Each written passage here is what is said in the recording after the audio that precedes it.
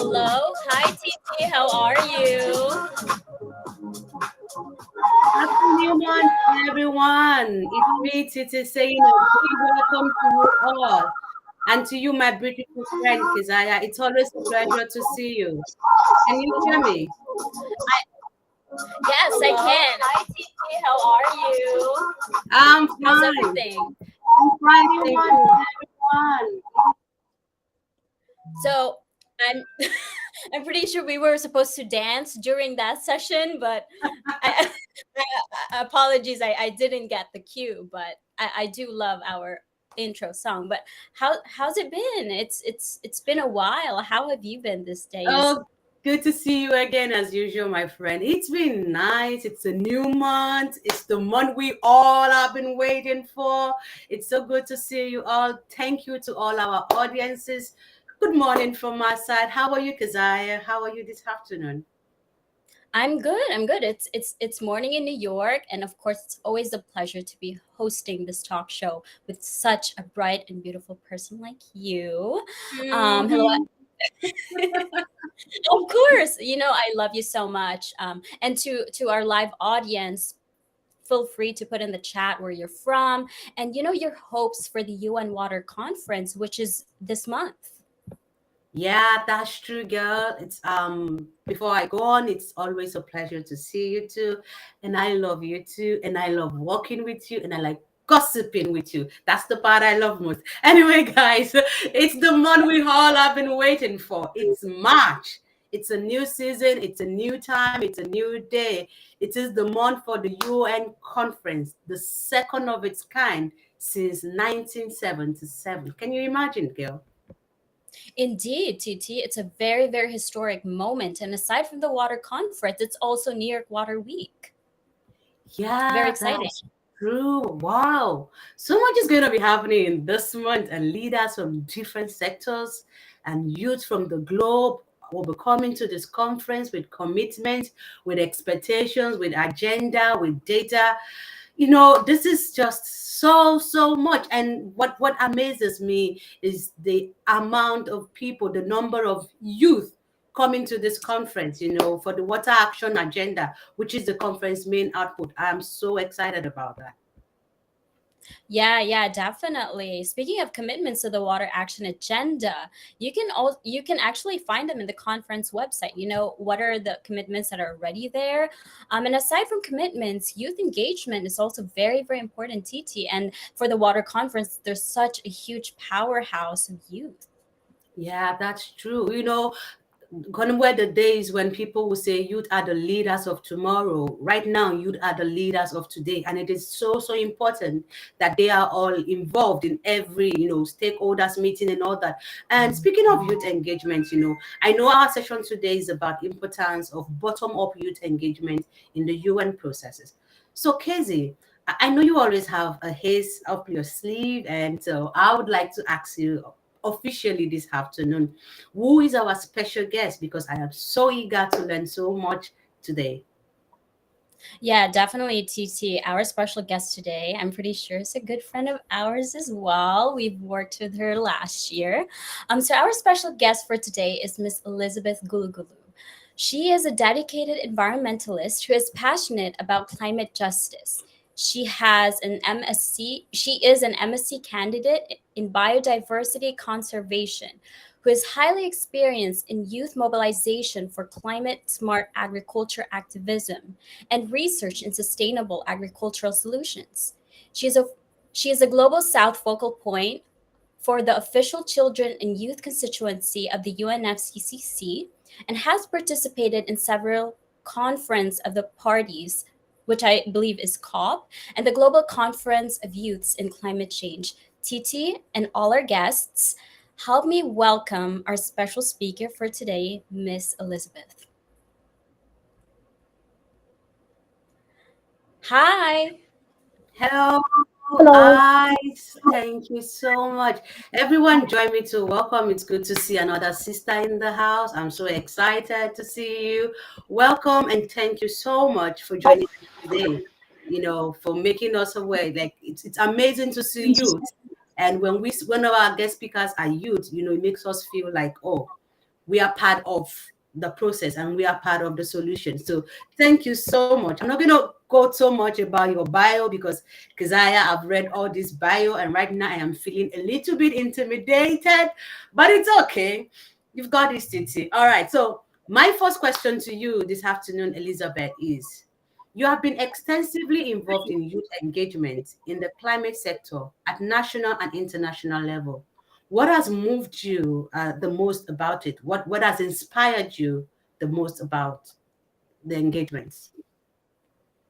Thank you so much, Kiki and Keziah. First and foremost, I want to say thank you so much for extending the invitation to me. I do not deserve to be here, but you have managed to invite me, and I'm really so grateful.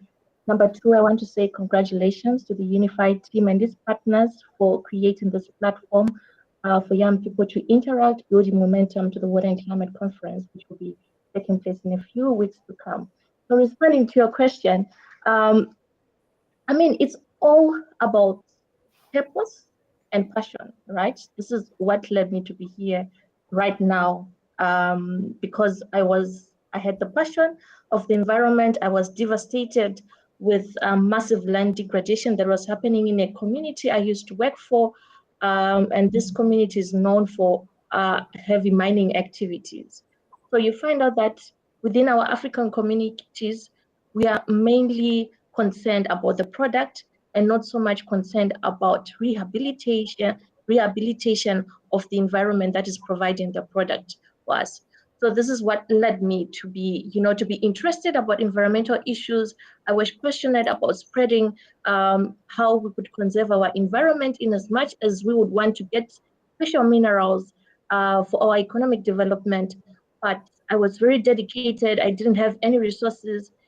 You might not believe this, but I also didn't have access to the internet by that time. So what I could do was to take a lot of pictures, and I saved them for a year or 2 years or so. And eventually, when I finished my attachment, when I started doing my internship, I had the opportunity to then share this information on my social media platform. This is how my activism started. Thank you. Oh, see, wherever there is a passion, there is a way. And I'm so glad about you starting this session with you talking about passion because a lot of youth out there, we have the passion. But most times we are so focused on, the big stadium, the big stage where we have a place to say. And I'm so happy this afternoon because you mentioned the fact that at the time you started, you didn't even have internet, but you saved the pictures you had. And, this is encouraging us to say, wherever you are from, wherever you are right now, it is not too late to start. You can start at any level. And speaking of starting at any level, that takes me to the next question. Can you tell us about YOUNGO and can you tell us how it empowers youth through a bottom-up approach? Sure. I love talking about YOUNGO any other day. Wait, So sorry to interrupt you, Elizabeth, but maybe perhaps for our audience who don't know what Youngo is, we can provide them with The a full kind of meaning like a of it. briefer. Yeah, what is Youngo and what does Youngo do? Why is Youngo so important? Yeah, go ahead. yeah. Thank you so much, because actually, YOUNGO, these are abbreviations. So it's YOUNGO, the YOU stands for youth, and the NGO stands for youth non-governmental organization. So these are basically abbreviations, youth non-governmental organizations that are accredited to the UNFCCC. So by accredited, this is a process whereby you can get direct information from the UNFCCC. You can get invitations or badges from the UNFCCC, and you are aware of what the Secretariat's meetings are up to. So the youth constituency basically is not an organization. Like I said, this is a platform of youth organizations that are accredited to the UNFCCC.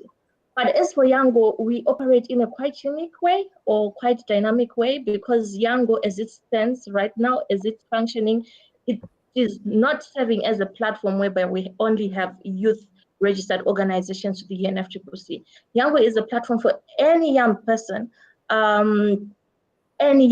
interested in climate-related issues, any organization that has been working or is willing to follow your climate-related issues or is willing to learn about the NFTPC processes. This is where it all happens. There are a lot of activities that we do. We have quite a number of different working groups, more than 20 active working groups. We do have some capacity buildings each now and again. We do have the secretariat coming in to help us in terms of, some of the technical components that we are not aware of. So in short, in summary, I can say this is all about YOUNGO. I will not try to add more to what I've said because I wouldn't want to confuse our viewers that are watching from home. Yeah, definitely. Thank you so much for that, Liz. And speaking of YOUNGO, like, empowering young people through a bottom-up approach, what is the youth constituency doing in terms of advocating or like advocating to increase, water action within the climate space as it pertains to youth stakeholders? Thank you so much, Keziah, for that question. I'm sure you all agree with me if I say the environment is interlinked. So if we are talking about climate change, I mean, there are a lot of effects, a lot of things that are contributing to climate change, and there are also a lot of things that could be affected by climate change. So why am I talking about this? I'm talking about this because we cannot separate climate change and water-related issues. Me coming from a global south country, I can tell you how many times my country has been affected by droughts. And if we're affected by droughts, it means that we are also affected in terms of food security. There could be a lot of diseases, etc. You can name it. Yeah. So it is quite important that as a constituency, we have taken matters in our hands. And I mentioned about the working groups that are part of YOUNGO, more than 20, climate finance, mitigation, adaptation. And we also have the water and climate working group that is really, really quite active. And I also believe they are also a partner of this amazing initiative as well. So Water and Climate Working Group has been advocating, disseminating information since last year, making sure that they are creating a platform for young people to be well conversant on water and climate related issues as we are building momentum to the conference that will be taking place in a few weeks to come. Not only that, but what's really fascinating is the working group has also engaged with quite a number of partners, especially in this space, in making sure that the conference itself is very inclusive. So I'm talking about making sure that our young people from all over the world, they have access to accreditation. Our young people from all over the world, they have access to relevant information that they should know, which will prepare them for the upcoming conference. So without mentioning much, this is what the Water and Climate Working Group has been up to.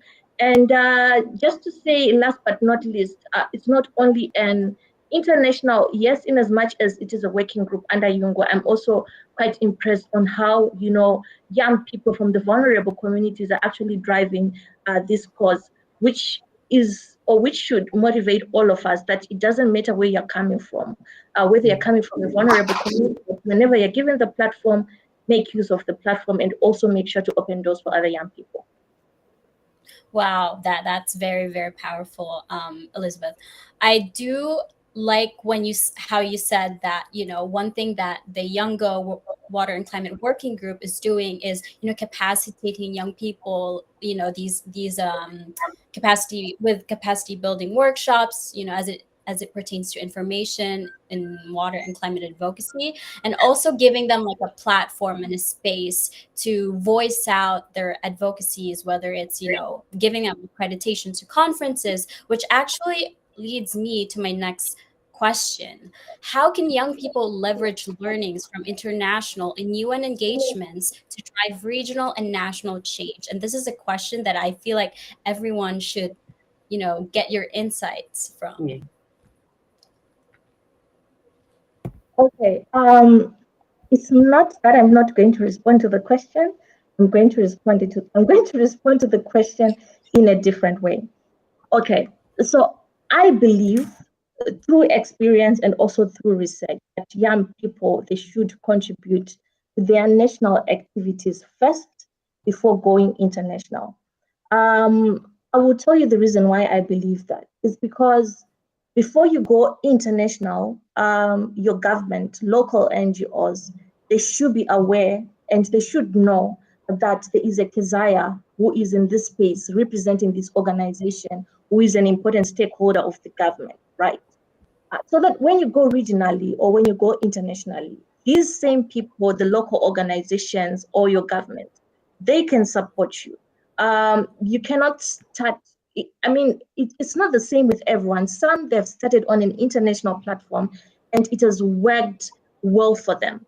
But some, and even other countries, governments sort of like have an attitude if they see a young person who is advancing on an international level but not contributing anything nationally. So it depends what works for you as an individual. If you think you could start, contributing from an international level, it's always important that as you do that, try to make sure that when you do have the chance to go back to your country or any country, you try by all means to disseminate the information, disseminate the knowledge, the techniques that you have learned on an international platform. To some people who do not have the luxury and the opportunity to be on the international platform where we are representing them. And also to those that have been working, that started working on a national platform and then advanced to regional platform, then finally made it to the international platform like me, some of the skills, they actually help. The skills of maybe learning how to organize a meeting, diplomatic protocol, how to draft speeches for your ministers, etc. Those skills, they'll actually help you when you're now on an international level. It will enable you to manage people better. It will enable your communication. It will enable you to understand protocols and procedures. So these are some of the things that you can actually learn from national level, which can actually equip or which can actually help you when you're now operating on an international platform. All right, thank you so much. I love the fact that whenever you're talking, you use personal experience, you use, stories of how you've overcame a lot of obstacles to be where you are. So that all our audience out there don't just think like, oh, people who are like on top, who attend this international conference or who has this opportunity, we're just ampy. You understand? You shared that you had passion. You shared how you went from zero to where you are right now, and I think that is one of the requirements for being an agent of change. So my next question will be, what would be your advice to young people if young people who wants to become agents of change, they want to become agents of change either globally or locally? What would be your advice to these young people? Thank you so much, Tati, for asking that important question. I feel like young people should understand processes first before they contribute to any kind of process. I mean, right now we are talking about the climate change process, but we have so many processes out there, right? It's either peace, human and security, and so many youth platforms out there, so many youth constituencies out there. It's always good to understand how a certain constituency works, the governance structure of a constituency, how they communicate. It could be with their secretariat, etc. If you understand that, it also means that it will be easy for you and you will know how to contribute better into the process because you have taken your time to understand. I really do not mean to be rude, but in most cases, you find that, yes, I do like the energy that young people have, that young people bring on board, but sometimes because they do lack the institutional memory of a certain constituency, in as much as they are contributing, they might end up diverting the whole constituency or the whole platform on other things. So it's always good to take your time to learn and be open-minded, right? Because this is a new platform. Be open-minded, be eager to learn, be eager to unlearn as well within the process. And I'm sure if you do that, it will be easy for your engagement. And yeah, I think that's all I can say. Thank you so much. You said it all. One thing I think that is important that you mentioned is the fact that we are eager to learn, but we are very slow to unlearn. And you've made it a point that unlearning what we know to learn new things is part of growth. It's like shedding your skin for the snake or the plant having another layer. So it's actually amazing. Like you've so much. I've learned so much from this, and thank you again, Keziah, for always bringing speakers who inspire us on this session. And with that being said, we'll have to go on the 30-second advert and break right now because we need our guest speaker to catch a breath and relax for the next session. And this is the moment where all our audiences get to ask live questions. So get your pen, a paper, write your question, type it in the chat. This is the opportunity you have to ask Liz any question. This is the part where it's unfiltered. It's you can ask and it's on the record. So in case she promised you something and she's not keeping up to it, you can grab her later. So please, I will see you after the 30-second break. See you after the ad.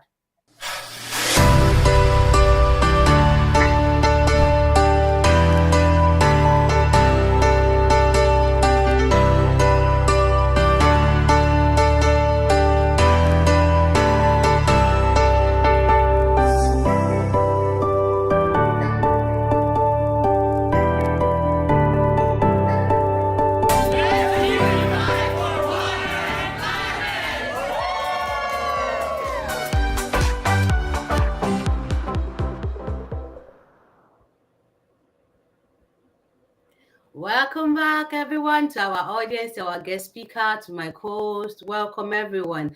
Now, this is the part we're supposed to ask questions, and I can see from the chat no one is asking questions.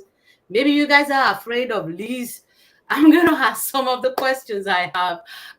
One of my questions is, I've heard your story and how you came from, where you came from to where you are right now. My question is, what next? Because we are going to be attending the US Photo Conference, and a lot of us are excited, a lot of us are anxious, a lot of us are panicking right now. But my question is, when we go to such conferences, what next after the conferences? What do we do? What should be our focus? Because the conferences always last for a short period of time, and the reality of life and our environment is after these conferences. What would you advise for youth to be the next step?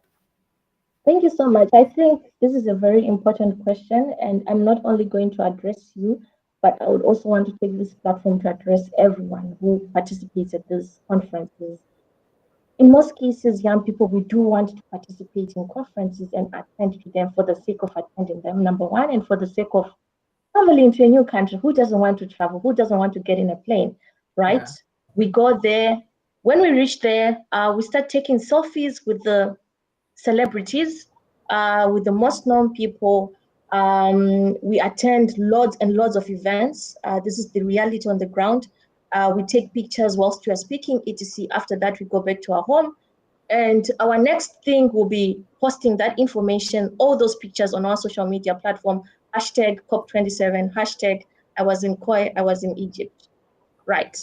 So this is the only thing that would take the youth movement back, because we do not have an objective of why we are attending to the conference in the first place, and we do not have a strategy of what will happen after the conference. If we are going to the conference, if it's the water and climate conference, as young people in the water or in the climate change space, what are we going to do? Number one, do we want to look for partners who are going to help youth inclusivity? We are talking about inclusivity within our constituency, or what? Do we want to look for financial aid? Do we want to look for organizations that could probably support us with different sort of capacities? I mean, we're talking about water. I mean, this is where we get the biggest terms in the world, hydrology, etc., right? If we do that, we go there with an objective, we get there to the conference, we engage, we have as many bilateral meetings with the listed organizations that we would have listed. After the conference, this is the time when we have to do a follow-up, right? made this, we've done these bilateral meetings. We now need to follow up with the different partners, different institutions on how they could come on board to help us to push the agenda. And like I always say, relationships are not one way. Relationships are never one way. In most cases, young people, they are always asking for organizations to do things for them. But what are you also adding value to that particular organization? So let's not expect organizations to do something for us, but let's also understand our value as young people within the space and say, okay, fine, we are in this meeting, we are asking you to offer capacity on 1, 2, 3 as young people, as a constituency. This is how we are going to add value to some of the projects that you are doing. So we need to understand our value first. Otherwise, if we do not understand our value, people will think like we're a job. People will just see us as activists that are marching in the street, and after that, that's it. They wait for another platform to go and march in the street, and that's it. Oh, yes. Okay, now we are having questions from the audience. One of the question is from Emmanuel. He says, mostly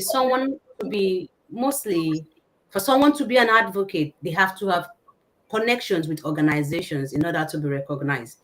In your country, what is the case like? Like, how is it in your country? Do you need to have connections to big organizations before you're recognized? To be honest, I never had any connection when I started this, when I started, activism. I never had any connections. But then what happens is people are fascinated with your content.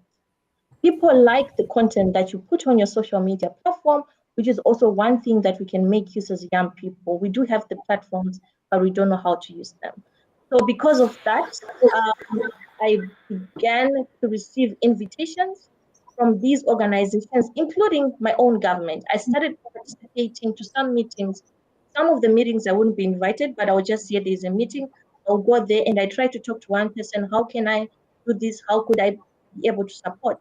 And they start extending the invitations to me. So it's all up to you to be connected, honestly speaking. Do not wait for anyone to do it for you. If it happens, then good for you. But in most cases, some of us, we had to navigate our own way up. No one helped us to connect to anyone. Now I'm on that level whereby I can connect young people to, different partners that they would love to work with. But don't wait for any person to come and connect you to anyone. It's all about your actions, how you engage, how you interact with people that will make you connect. Wow, thank you so much for those insights. Moving on to the next question from Shy, if I pronounce that right. This is such an important conversation. What UN spaces or processes are modeling the best and most meaningful youth engagement? And why do you consider it a good model or approach? I think, Reddy, the model of creating or of allowing young people to create the constituency is a good model. But of course, there are a lot of things that we could add to make sure that we really get there. I mean, Rome was never built in a day. Youth constituencies, they are, some of them are old, some of them are new. It's a matter of, trying by all means to identify the gaps, why a certain constituency is not growing, why a certain constituency is not engaging, and try to fill in the gap. So already we do have models that have worked, that are working. The YOUNGO constituency, it was officially recognized within the UNFCCC in 2011. And this is 2023, and it's still functioning. But we are not perfect. Ask anyone in YOUNGO, they'll tell you that we are not perfect. We have our ups, we have our downs. So this is when we need different organizations, different partners to come in and help us with some of the gaps, some of the challenges that we're experiencing. If it's governance structure, how can we improve our governance structures, young people? If it's capacity buildings, how can we make sure that we are disseminating information to those who really need it? But the models and the processes that are currently there, I think they are good. They just need a bit of a panel beat.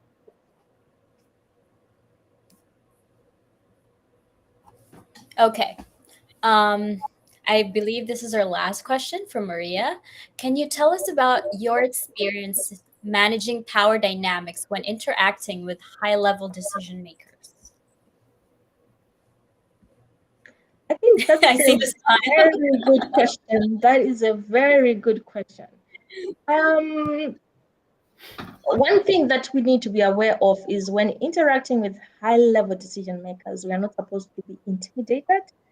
In most cases, this is what these people are good at, because when they look at young people, they will just, they are categorizing us under one umbrella. I always say young people cannot be categorized under one umbrella. We do have different skills, we have different talents, etc. So you could easily feel intimidated when you are engaging with them.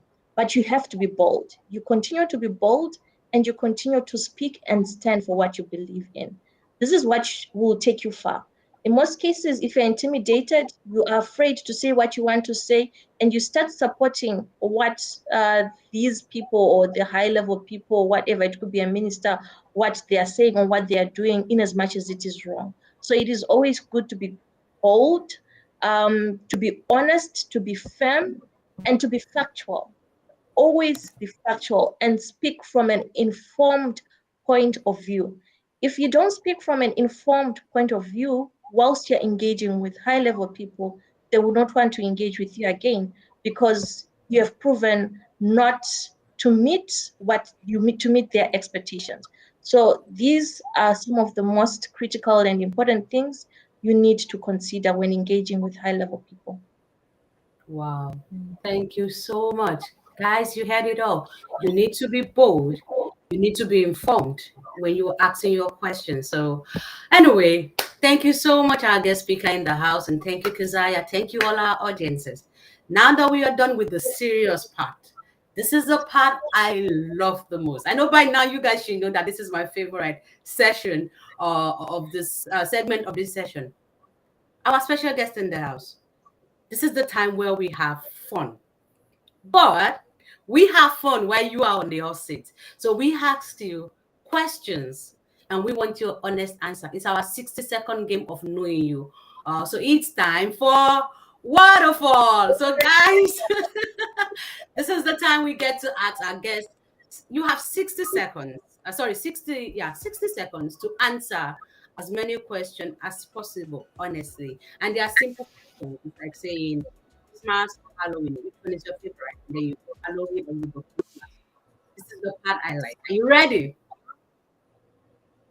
Okay. So your 60 seconds starts now. Vacation or staycation? That's stay at home. Home. Okay. Netflix or Hulu? Netflix. Night person or a morning person? Morning person. You like to be a passenger or a driver? Driver. Car or bike? Car. Art museum or history museum? Some art. Train or airplane? Train. Coffee or tea? Tea. The city or the countryside? Countryside. Smartphone or tablet? Smartphone. Attend a party or host a party? Host a party. Sneakers or dress shoes? Sneakers. Hot coffee or iced coffee?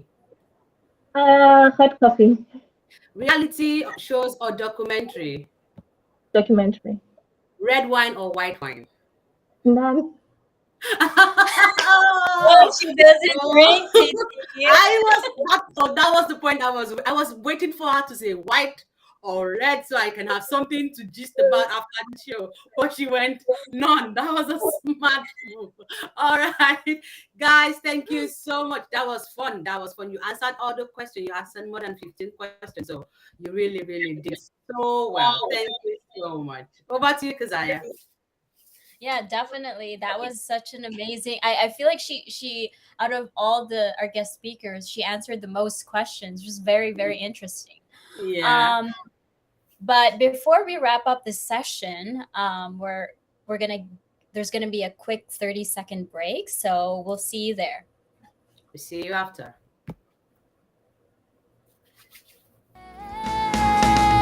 Unified hand in hand, we sing an anthem of hope, an anthem of peace. Our voice tomorrow sustains, leading the change.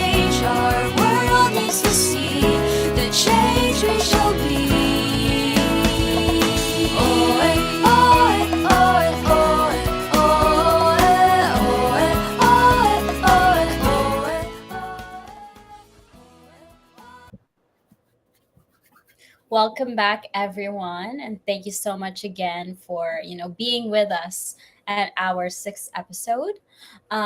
Miss Elizabeth, in 3 words, it's like Miss Universe, but no. But in all seriousness, in 3 words, how can you describe youth, or what are 3 things that you would like for our audience to take home at the end of this session? I think I could say youth are dynamic, creative, and innovative. This is what you need to call yourself. You are dynamic, you are creative, and you're innovative. Dynamic, creative, and innovative. I love the fact that she said dynamic, because dynamic is the ability to, like, adapt, to change, to always be prepared to learn and unlearn. And creative is the fact that you do not lose your identity. You still stay true to yourself, to your passion and all. And innovative is you never take chances, always be on spot, thinking outside the box. So you've said it all, Liz. You've said it all. Yeah, definitely dynamic, creative, innovative. Oh, where did TT go? Maybe her device. You have me. Sorry, TT. Oh, she's back. No, it was a prank. It was a prank. So don't worry. Yeah, I was trying to be dynamic. Okay. That is good. I like how you applied it immediately. That's how fast learners young people are. Yeah. But all in all, I'd like to say thank you so much to our special guest, Elizabeth, for being here with us, in this session, sharing your insights, to all our partners, for H2O, which is the YOUNGO Water and Climate Working Group, and the International Water Association, along with Unify. Thank you so much again for being here with us, each step of the way. And of course, last but not the least, my beautiful co-host, TT. Thank you so, so much again for such a wonderful session. Thank you, Casey, for always bringing informative information to us. And thank you for always, paving the way. Learning from you has been an honor. Thank you to all our audiences. Thank you to our special guests. Thank you to all the guys working behind the scene. Thank you all. It was great to see you all. It's been an amazing session, and I hope to see you next week. It's a wrap for me. Bye from here. Chance to pave the way. Unify hand in hand, we sing an anthem of hope, an anthem of peace. Our voice tomorrow sustains, leading the change.